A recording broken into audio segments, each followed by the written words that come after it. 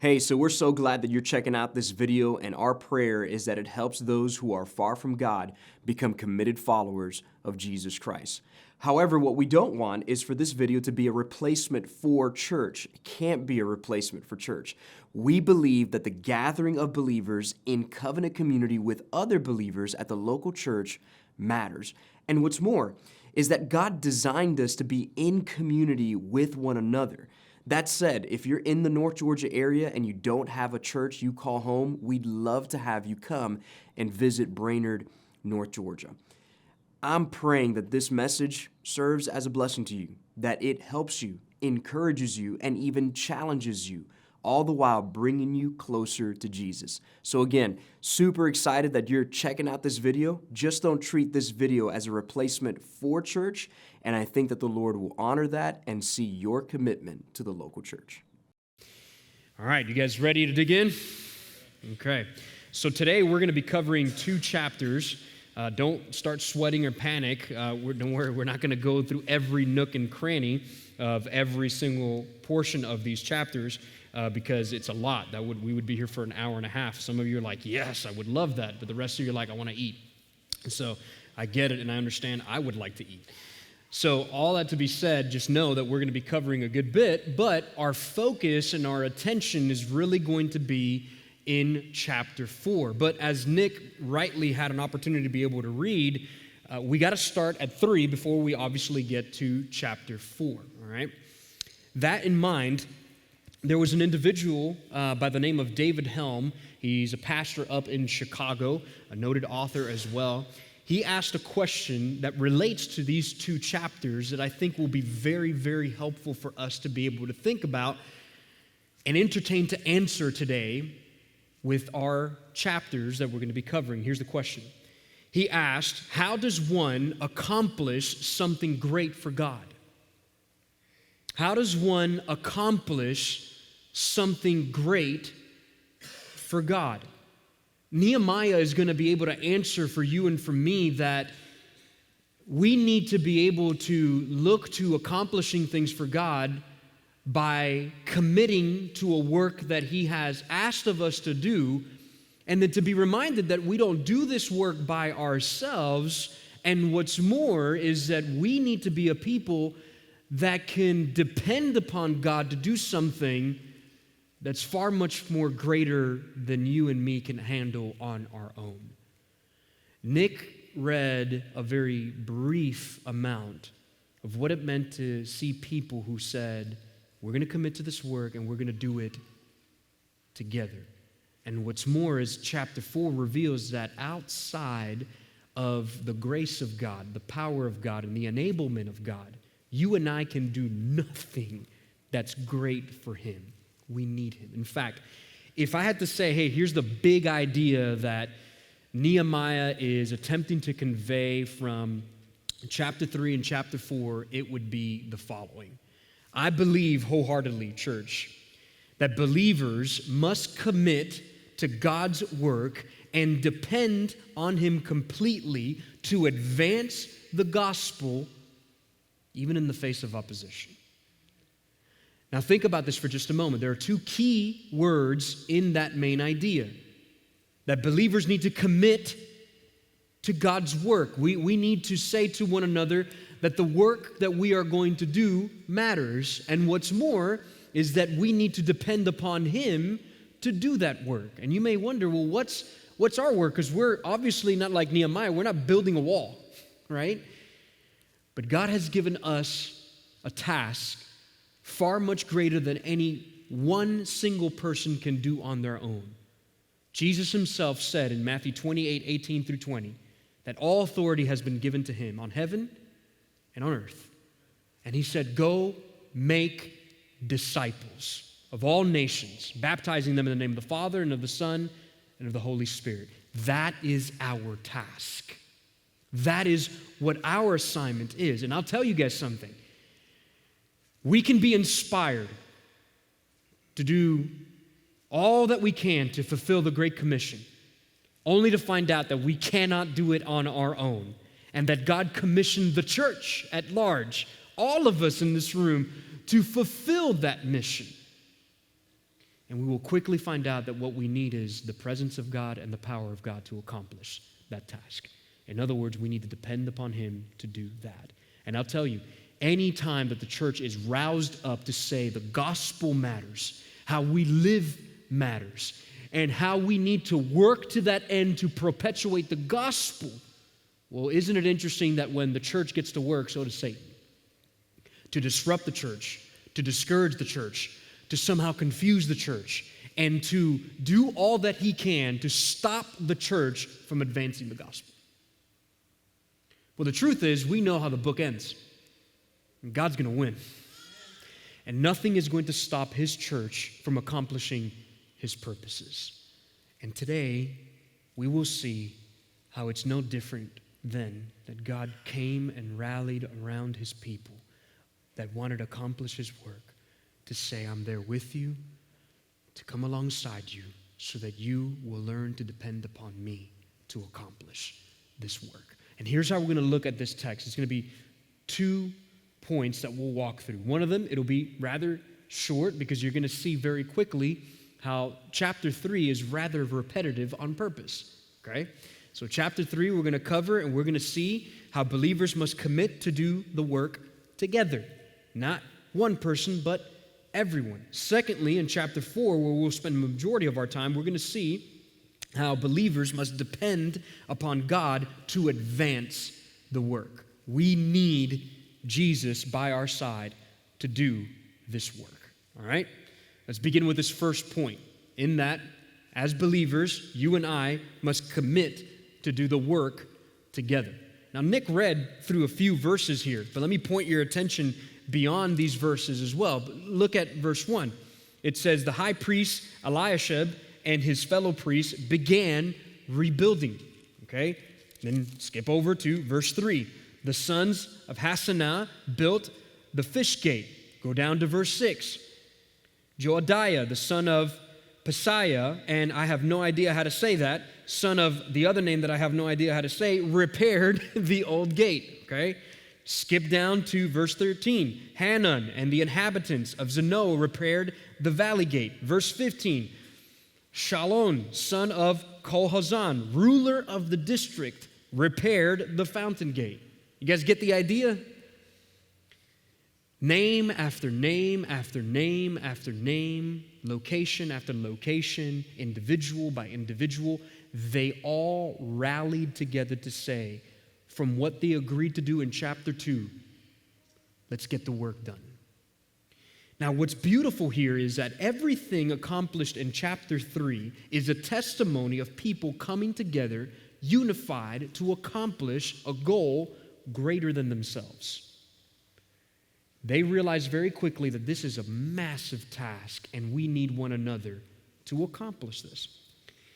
The amount of people isn't just a testimony of the vast amount of help that went into the construction effort, but it is also a testimony of their recognition, of course, that not one person can do this. Everybody needed to do it, which meant there were people with different tasks. There were people with different skills. There were people that have different talents of what they can bring to the table in order to accomplish these things. It meant that every individual, whatever giftedness they have, whatever talent they could bring to the table, whatever time and effort that they can offer was significant. You fast forward that to the church, and guys, every one of you is gifted uniquely by God to accomplish a specific task within the church, which means that every one of you is valuable and dignified before God and before the church. Every person matters so that you and I can fulfill what God wants to do. And I'll tell you, every time that there's a church function, all of us here rally together to be able to accomplish a goal, and it's beautiful to see. You know, it reminds me of VBS and Trunk or Treat. Now, I don't know about you, but if I all of a sudden decided to say, hey, you know what, I'm going to take on VBS and Trunk or Treat by myself, it would implode. There's no way that it would ever get accomplished. But man, it's so neat to see every one of you come together and say, reaching the community matters. Sharing the gospel with little ones matter. And us sacrificing our time, sacrificing our efforts, using our gifts and talents, they matter. And so what happens? The church gets together and we accomplish a task. It's a beautiful picture of how the church body should function, irrespective of who you are. And if you notice, the names that I read were on purpose. Priests, leaders, locals. It didn't matter what socioeconomic status you had. It didn't matter what position of leadership you had. All hands on deck. Everybody said it matters. Guys, when you and I have a task that's greater than ourselves, when you and I have a task and a mission that's greater than ourselves, when you and I are convinced that the gospel, the Great Commission, matters, then not only do our passions align together, but we're willing to say we need each other to accomplish this. And so it bids the answer to the question for you to be able to say, how am I involved in kingdom work? How am I accomplishing the Great Commission? How are my family members rallying together at this church to accomplish? And I'll tell you, there are so many different ways. If you just use the umbrella of Brainerd Baptist Church at large, there's so many ways that you can get involved in order to continue to further what God has called you and gifted you to do. And so chapter 3 serves not only as a great testimony of what's needed, but it's also even a challenge for you and me that you and I, to accomplish a work, we must do it together. We have to do it together. Now, that's what chapter 3 is all about. Chapter 4, as I mentioned a little bit earlier, shows us that whenever the church desires to rouse itself up, as I said earlier, to do a work, Satan's not idle. He's always wanting to distract, disrupt, and intimidate in order to stop whatever the purpose is that God has called the church to do. That's why it's so significant in the second point that believers must depend upon God to advance the work, especially when we know that we're going to face opposition. Now, that word dependence or to depend is not a hard word to define, and it's something that you and I think all of us can think about and rightly define, but just entertain the moment with me if you don't mind, all right? The word dependence is defined as a state of reliance upon something or someone, okay? There's an object that you look to rely upon, right? So picture for a moment a climber scaling a cliff, okay? One of the primary pieces of equipment that the climber is going to rely upon to keep him safe is his rope. You got a bad rope, there's no way that you can rely upon it, right? Instead of the climber scaling the cliff, homeboy's going to stay on the ground. I'm not getting up there. Are you crazy? Anybody with the right mind would say, of course, that we would never do that. Well, think about it, okay? And that idea of relying upon something. The object of our reliance is far much greater than just a rope. What we rely upon is the King, and his name is Jesus, right? And so daily reliance upon Jesus isn't a foreign concept for a believer's daily life. We need Jesus all the time. And it goes without saying that hymn, if you guys remember it, right? I need thee every hour, is such a great hymn for a couple of reasons. One, it captures the posture that all of us should have. I need Jesus. Not just today, but every day and every hour, right? What's more is that it articulates so well all of these different moments in life that we could say, I need thee. Two of the stanzas in that hymn give a great description of Nehemiah chapter 4. The hymn says, listen, I need thee every hour. Stay thou nearby. Temptations lose their power when thou art near. I need thee every hour, in joy or pain. Come quickly and abide, or life is vain. I need thee, oh, I need thee, every hour I need thee, right? It's a beautiful hymn. And again, I think it really does give us a glimpse and a description of what Nehemiah wanted to do with the people that were there. Guys, we need God. And along the way, you're going to see how Nehemiah points them to God to say, this is the posture that you should have. Chapter 4 gives us a glimpse of what the construction site looked like and what day-to-day would have looked like at the construction site. When work had begun and people got busy, so did Satan. And Nehemiah would say, you and I need to say, I need thee every hour of every moment of every day. The same way, guys, that we would cry out for that is what he wanted them to cry out. And so what you're going to notice in this particular chapter is how this opposition began to come and arise before the people. And if you had to sum up this chapter into two distinct ways, it would be the external opposition and the internal struggle that the people were facing. External opposition, internal struggle. Okay, so let's look at this external opposition that was coming along the way. Let's look at verse 1 of chapter 4. When Sanballat heard that we were rebuilding the wall, he became furious. Now, we're reintroduced to this guy, Sanballat, and it begs the answer, like, who is this guy? And beyond that, why is it that this guy is so indignant at the idea that there is a group of people now constructing this wall? What is it that got this guy so riled up and angry at the people? Well, two commentators, I think, help us really well with understanding who this guy is and why he was so indignant. Let's answer the who, okay?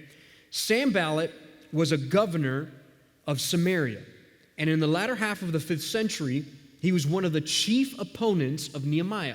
He's constantly going to be badgering Nehemiah. We're going to see that throughout this book. But he was always against the plan of Jerusalem being rebuilt. And so what did he do? Sanballat gathered together other co-conspirators in order to be able to stop Nehemiah from rebuilding the wall, and they constantly became the antagonist in the story to try to stop them from rebuilding this wall. Now, it still begs the answer, why? Why is this dude so mad? Well, another commentator said that Sanballat knew that a restored Jerusalem would lessen his influence in the area. So here's a guy that's a ruler. And what's more is that he doesn't like the guy that just came in because now there's a new sheriff in town. And what that meant is no longer could he keep the people, Sanballat, under his oppressive rule, keep them fearful, keep them idle, keep them from not working. And now they have another guy who's in charge, and he's losing power over the people that he liked to go over there and taunt, and he liked to rule over. And he didn't like that. The more power he would lose, the more influence he would lose, the more indignant he would get because he realized, I don't have any sway anymore over these people. The way I like things to go are not happening anymore. And so what does he do? He resorts first and foremost to using his words to try to combat the building of the wall. So listen to what happens. He gets so mad because he's losing influence, he's losing power that got to his head, that he says in verse 1, he mocked the Jews before his colleagues and the powerful men of Samaria. In other words, he's flexing in front of him and his buddies. And he said, what are these pathetic Jews doing? Can they restore it by themselves? Will they offer sacrifices? Will they ever finish it? Can they bring these burnt stones back to life from the mounds of rubble? Well, apparently one other guy got inspired by the name of Tobiah, and he continued on and he said, indeed, if even a fox climbed up what they are building, he would break it down, their stone wall. In other words, it was the equivalent of a squirrel walking across a fence line, and that squirrel would knock over the fence. That's what he was saying. So here's Sanballat coming in, and he starts to badger and ridicule the workers, basically telling them, there's no way that you're going to be able to do this. Look at all this work. Are you kidding me? And beyond that, why are you guys doing it in the first place? What are you going to do? You're going to build this so you can worship God? None of you have been worshiping God anyway. Why in the world are you going to all of a sudden start this? You're going to worship God. Okay. And then the other guy chimes in, and look at this. This is an engineer's nightmare. All of the rubble, what are you going to do? Build this wall back up with pebbles? Like, give me a break. And so they come in like bullies and cowards to try to stop the efforts that they're doing, thinking to themselves, we'll just discourage them using our words. They literally weaponize their words in order to discourage and disrupt them and distract them from what they were doing. Now, I don't know about you, but if if there are moments where I allow my flesh to take over and I hear all of these things and I'm being insulted and I'm being mocked for the things that I'm doing, and I allow my anger to rile up, like, we'll go tit for tat on this kind of thing, right? I'll get so upset, they'll be like, let me tell you something, saying all this other stuff and blah, blah, blah, blah, blah, right? Like, cut me off one more time on I-24 and we'll see if we'll have a problem, right? Left to myself, that is how I will respond. Nehemiah here allowed his theology to dictate his actions. Nehemiah, as a leader, demonstrates for you and for me at this moment how to allow God's vengeance, God's retaliation, God's ways to be front and center rather than my personal vengeance, my retaliation, and my words. In short, Sanballat used his words to talk to the people. Nehemiah said, I'm going to talk to God. I don't know about you, but that's rather convicting because what I want to do is talk back. But notice what he does. If you had to begin verse 4 a different way, you would almost insert, and Nehemiah prayed. Listen to what he says in verse 4. Listen, our God, for we are despised. I love this, as if God doesn't hear, but he's hearing. Make their insults return on their own heads, and let them be taken as plunder to a land of captivity. I mean, you know what he's saying there? Let them be turned into slaves. He's being rather overt and descriptive before God. Do not cover their guilt or let their sin be erased from your sight, because they have angered the builders. Now, this prayer is what most theologians call a peccatory prayer. And what that means is that Nehemiah is bringing before God the sins of the other people and saying, do you not see that? Are you not paying attention to that kind of ridicule and that kind of sin over there? Are you not noticing? And I love that. He almost postures himself like a child complaining. I mean, if you really think about it. Which goes to show the level of transparency and the vulnerability. I mean, this verse, if you just read it and you kind of veneer it with a lot of, pages here in the Bible, and we don't see the emotion. I mean, this was an emotionally charged prayer. He's saying this out loud in earshot of the rest of the guys. That's the neat thing about this. I love this. Nehemiah not only demonstrates his emotion before God, and he's saying, they're angry, I'm angry. But God, I'm going to let you handle it. Because you're a far better individual to handle vengeance than I can. I want you to handle it. I want you to do something about it. I mean, what a testimony of not only great leadership before the people, but he recognized the one thing that I need to do at this very moment is to pray. I don't know about you, but there isn't all those moments every time that I posture myself this way when I'm angry.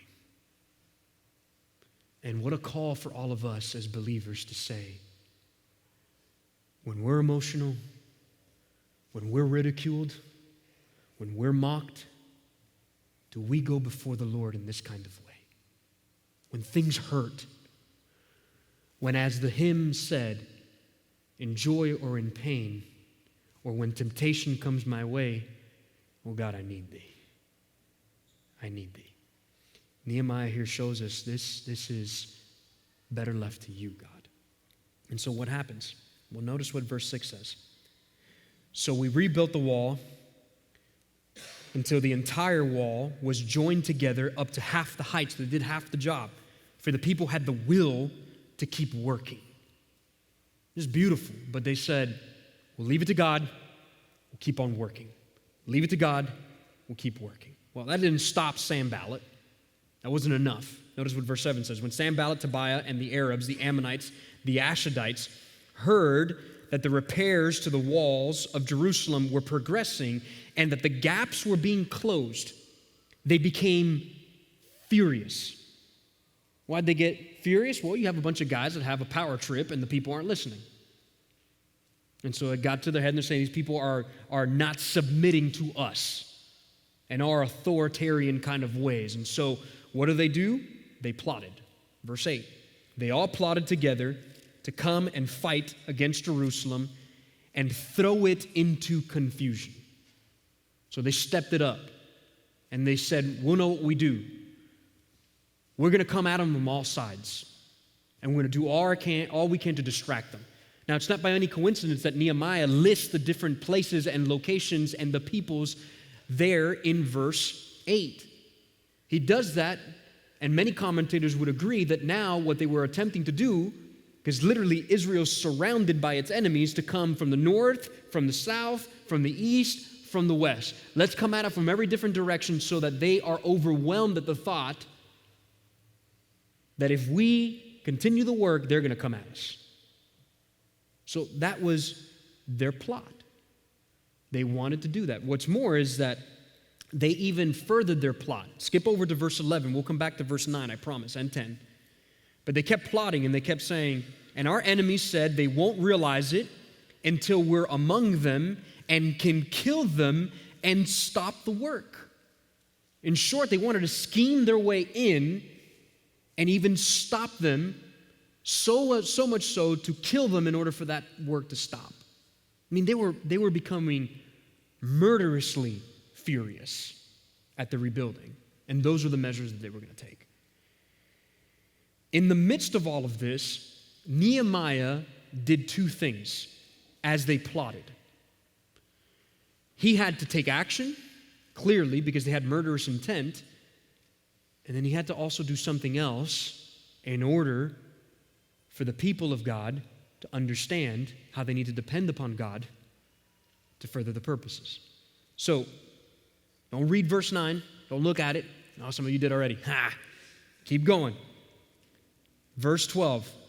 When the Jews who lived nearby arrived, said to us time and again, everywhere you turn, they attack us. They're coming from everywhere. So what did Nehemiah do? So I stationed people behind the lower sections of the wall at the vulnerable areas. So he made sure to be mindful of what was going on and said, hey, we need to take care of this situation.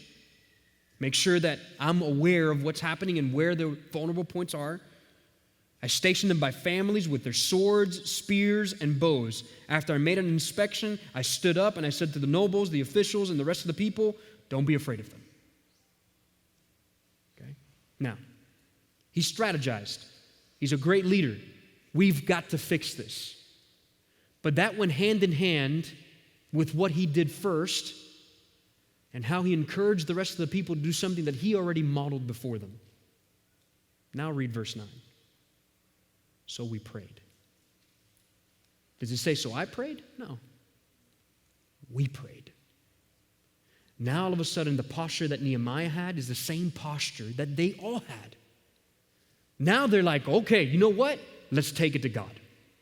All of us on bended knee together, let's go before the Lord. It says, so we prayed to our God and stationed a guard because of them day and night. And I love this. They entrusted themselves to God, and then they also made sure to do the work that they needed to do. They prayed and they worked. They prayed and they prepared. They prayed and they took notice of everything that was taking place.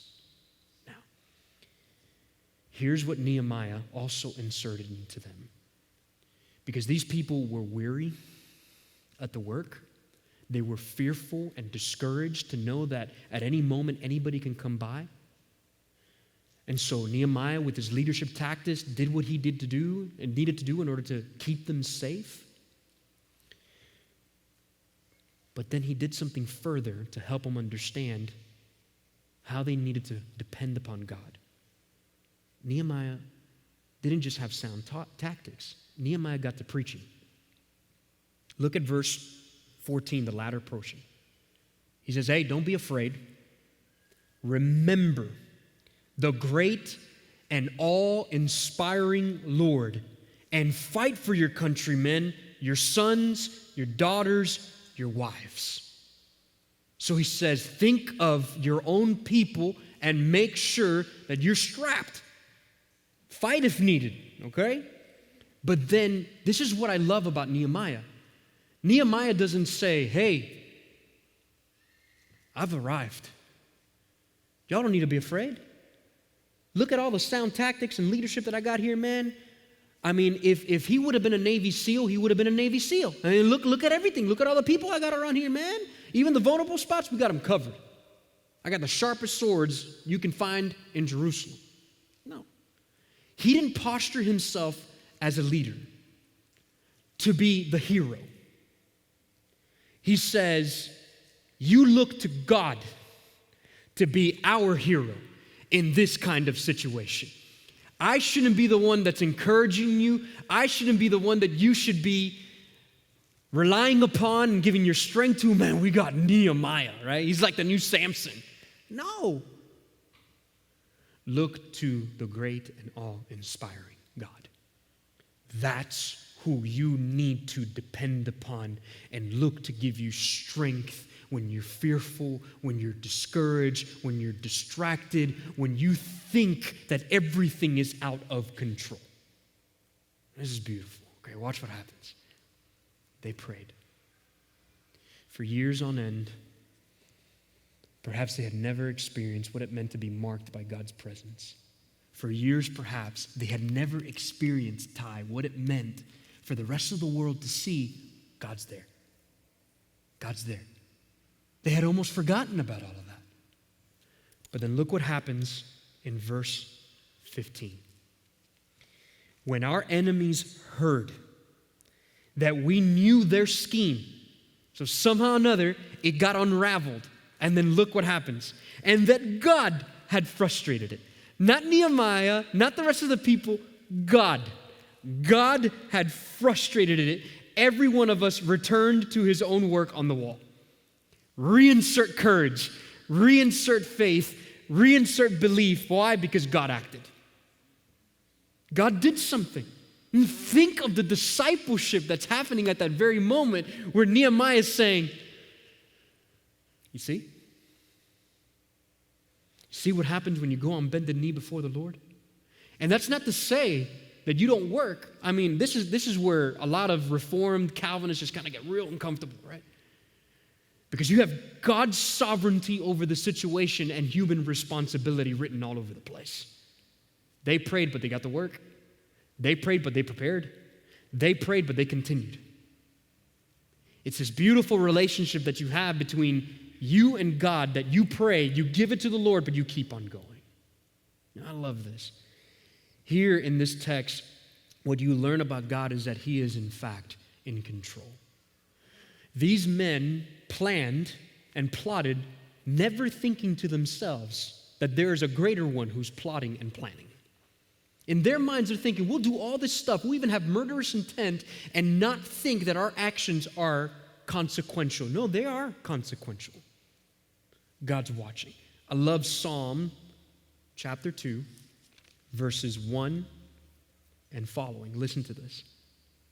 The psalmist says, why do the nations rage and the people plot in vain? The kings of the earth take their stand, and the rulers conspire together against the Lord. Because here's the reality of the matter. Nehemiah knew that it wasn't against them that they were fighting against the God of the universe who said this project must continue. And they put themselves in a position thinking, God's not going to do anything. No. Verse 3, let's tear off their chains and throw their ropes off of us. Verse 4, the one enthroned in heaven laughs. Laughs. The Lord ridicules them. In short, here is Sanballat doing all that he's doing, and the Lord is sitting on the throne, sovereign as he is, saying, yeah, okay. Watch what I'm going to do on behalf of my people. And all of a sudden, all of this is unraveled before them. It's beautiful. Guys, take courage. The God that was in control then is in control today. He governed this project. He governs your life. And so in the moments where you feel like everything is out of control, you know what I would encourage you to do? Pray to the all-inspiring and great God and let him show you that he is in control. Look how the story continues, verse 16. From that day on, half of my men did the work while the other half held spears, shields, bows, and armor. The officers supported all the people of Judah who were rebuilding the wall. The laborers who carried the loads worked with one hand and held a weapon on the other. Each of the builders had his sword strapped around his waist while he was building, and the one who sounded the ram's horn was beside me. Then I said to the nobles, the officials, and the rest of the people, the work is enormous, spread out, and we were all separated far from one another along the wall. Whenever you hear the sound of the ram's horn, rally to us there. And then here's the faith that they have. Our God will fight for us. And now you have a people that are like, he will. We know he will, right? So we continued the work while half of the men were holding spears from daybreak until the stars came out. And at that time, I also said to the people, let everyone and his servants spend the night inside of Jerusalem so they can stand guard by night and work by day. And I and my brothers, my servants, and the men of the guard with me never took off our clothes. Each carried his weapon, even when washing. I mean, they prepared. These guys did not let up. A couple of things that I think is worthy to note here. One of them is, as a leader, Nehemiah here demonstrates to the rest of the people what it means to be able to identify with his people. A good leader, hear me, doesn't lead from the back. He leads out front. Nehemiah here says, hey, you know that all of those supplies that Artaxerxes gave me so I can build myself an office? I ain't staying in there. I'm going out. So where is he? He's right next to the guy that's going to blow the horn that if anything goes wrong, who's there? He is. This man demonstrated that he's not going to just hide when things get hard. He's in the front lines with the people saying, I will spill my blood if necessary in order to continue to move this project ahead. Man, that is phenomenal servant leadership to demonstrate that he's willing to be in the throes with the rest of the people. He ain't hiding. He's there. It's beautiful to see how Nehemiah is willing to do whatever it takes and go the far lengths to accomplish the task. Lastly, that I think is going to be hopefully helpful for all of us when it comes to this particular occasion here. I know that you and I aren't building a wall. They're pretty much up, right? But this group of people is a group of people who covenanted together to commit to do a work. And guys, you and I have a work to do, and it's called the Great Commission. Furthermore, you as a believer have made a covenant with the Lord to say, I'm going to look like Jesus. I'm going to be a committed follower of his. And what that looks like on a daily basis is that your words and your deeds, they begin to look like Jesus all the more, right? I work under a steeple. You guys have heard me say this before, which means I'm in a Christian bubble every single day. Like we talk about the Bible, we talk about strategizing, we talk about all this stuff. But that's not you guys. That's not all of you.